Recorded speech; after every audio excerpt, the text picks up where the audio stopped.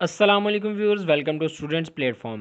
Viewers, आज हम पढ़ेंगे PSY 405 के लेसन नंबर 38 को। तो आइए स्टार्ट करते हैं। Albert Ellis theory of personality. उसने कहा कि पीपल जो है ना, बहुत से इरेशनल बिलीव्स होते हैं लोगों के। जैसे कहते हैं कि काली बिल्ली रास्ता काट जाए तो दिन अच्छा नहीं गुजरता। कोई नंबर फिक्स कर लेते हैं, जिस तरह जहाँ बताया गया कि 13 नंबर जो है वो बड़ा मनहूस नंबर है। Broken mirror is sine of bad luck. मतलब टूटा हुआ आईना, अगर आईना टूट जाए, आईने का टूटना जो है ये बैड लक है। इस तरह और बहुत सी एग्जांपल्स दी हुई हैं। ये कोर कंसेप्ट्स हैं जो जो हम पढ़ेंगे। बायोग्राफिकल स्केच है। Ellis views of human nature हम यहाँ से देखेंगे। एलिस ने कहा कि humans have potential for both rationality, straight positive thinking. We can be happy, positive, loving, self preserving and self actualising. Irrationality भी हो सकती है। हम क्रूक्ड थिंकिंग जो होती है। We can superstitious, intolerant, perfectionist, involve in self blame, avoidance of self actualisation. इसके तहत एल्बर्ट एलिस ने पर्सनैलिटी थ्योरी पेश की। इसको हम देखते हैं। मेन जो इम्पोर्टेंट चीज़ जो ABC थ्योरी, एलिस की ABC थ्योरी। ए से क्या बनता है, इन सबको बारे बारे देखते हैं। ए का मतलब है एक्टिवेटिंग एजेंट।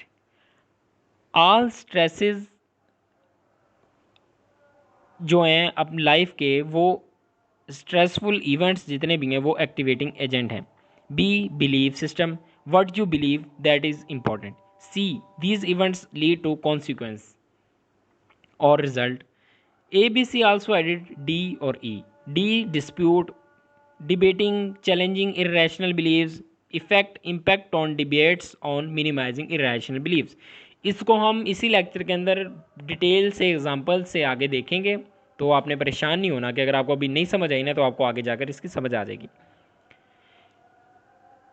मैं कहता हूँ कि मैं एग्ज़ाम में फ़ेल हो गया हूँ, इसकी बहुत सी वजूहत मेरे जहन में होंगी जो कि इरेशनल होंगी और रैशनल भी होंगी।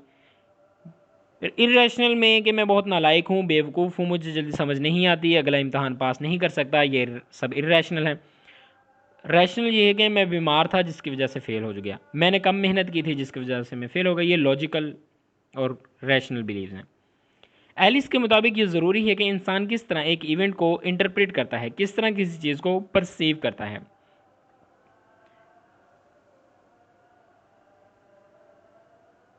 यहाँ पे देखें आप,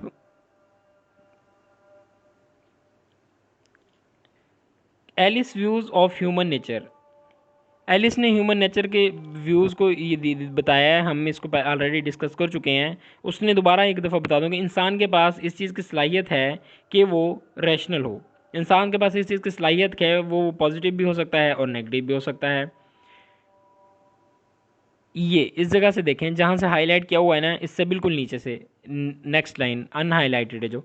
एलिस इज 1979 लिस्टेड सम की assumptions about human such as. इंसान का कल्चर इसकी इरेशनलिटी की वजह से है। इंसान अपने इरेशनल बिलीव्स खुद बनाता है। इंसान बार बार इरेशनल बिलीव्स को दोहराता है। हमारे पास कैपेसिटी है कि हम अपने बिलीव्स को तब्दील कर सकें।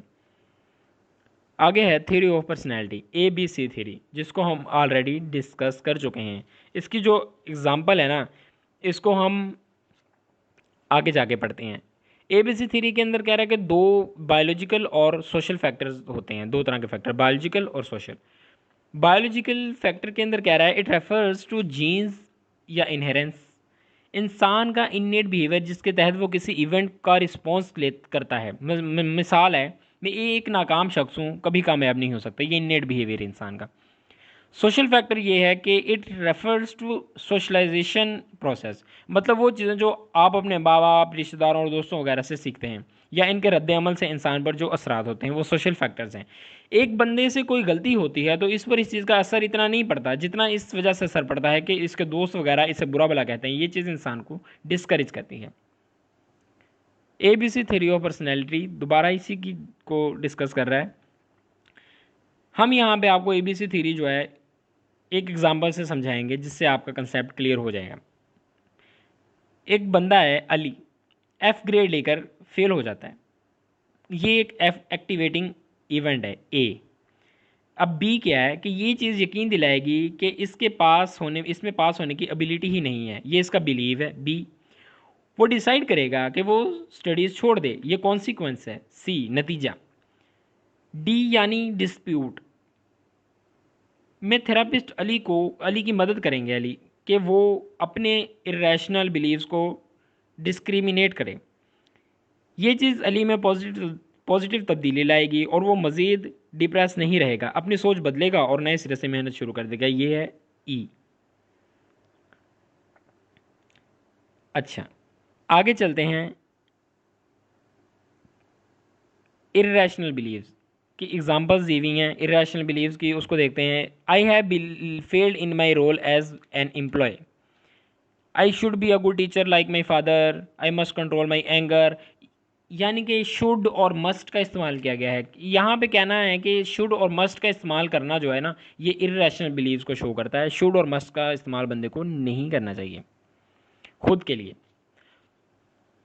सम of main relational ideas, we must have love for all people, हमें चाहिए हम सब लोगों हमें प्यार करें, इंसान चाहता है कि सब लोग उसे प्यार करें, ऐसा पॉसिबल नहीं है, तो ये भी इरेशनल है। ये सब एग्जांपल्स हैं इसकी, इसमें कोई ख़ास इंपॉर्टेंट चीज़ नहीं। एक दो एग्जांपल्स देख लीजिएगा, अगर बुक पेपर में लिखने को कहता है तो दो कोई सी एग्जांपल आप इजीली लिख सकते हैं।